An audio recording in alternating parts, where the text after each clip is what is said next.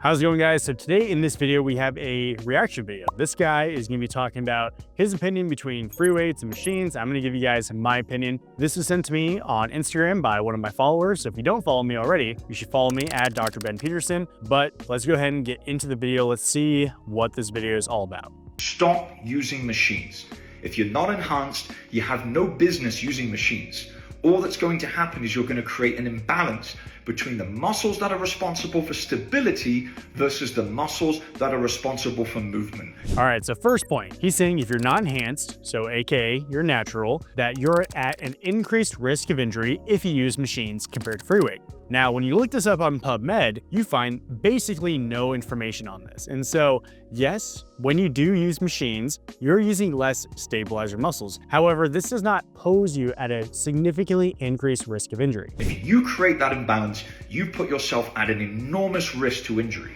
Not to mention, there's no pride in moving a weight back and forth in a machine, right? How can you do that to yourself?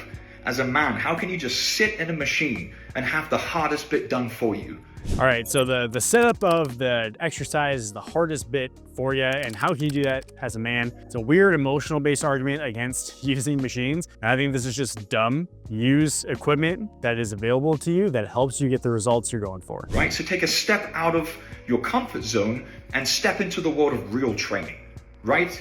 Well, I do kind of like that section, right? Step out of your comfort zone, step in the world of real training, push yourself hard, all that good stuff, right? That's totally fine. But training with machines hard is still real training. Grab yourself a barbell, learn how to bench press, jump up on a pull-up bar, learn how to do some pull-ups, right? And put a bar on your shoulders and learn how to squat. Absolutely. 100%. You should learn how to do barbell bench press. You should learn how to do pull-ups. You should be able to do squat patterns, because all of these movements are going to be good functional movement patterns you need to use for a variety of your lifts. So for example, the barbell bench press is going to help you with your dumbbell bench press. It's going to help you with your machine press. Pull-ups are going to help you with your lat pull downs, any sort of vertical pulling movement. Squats are going to be good for squatting patterns. Barbell squats, pendulum squats, hack squats, dumbbell front squats, whatever. There's so many different exercises that are all related to those main functional movement patterns. If you have any questions about this process, shoot me a message and I'll gladly advise you. I would never take your advice. But let's go over the rest of this video. So in the first part of it, he also mentions something also that's pretty interesting, right? If you're not enhanced, if you're a natural lifter, then you should not be using machines. However, this logic is really wrong, because this says that, hey, well, if you are enhanced, then you can do machines, right?